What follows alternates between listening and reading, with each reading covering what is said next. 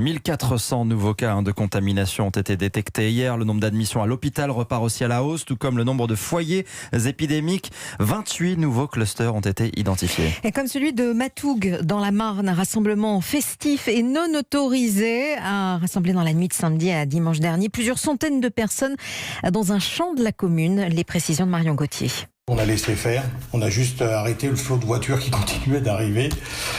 On se croyait dans une discothèque en fait. Et puis toutes les personnes qui étaient dans la rue, c'est la folie. Matougues, quelques rues calmes et 600 habitants au sud de Reims, soudain submergés par des centaines de voitures. Le maire Bruno Adzenet découvre ainsi qu'un rendez-vous a été donné sur une jachère de sa commune. Un anniversaire qui aurait dû réunir 100 personnes, mais près de 1000 répondent présentes. Tant de personnes, c'est...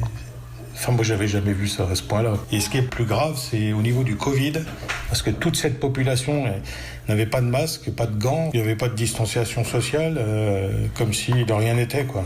Par rapport au Covid et à la pandémie qu'on vit aujourd'hui, je trouve ça un peu déplorable. Depuis, les participants ont déserté le village. Ils sont rentrés au Luxembourg, en Belgique, en Allemagne, à Toulouse ou encore à Dijon. C'était majoritairement des jeunes de 20 à 40 ans. Le risque de transmission du virus serait donc particulièrement élevé, souligne l'Agence régionale de santé.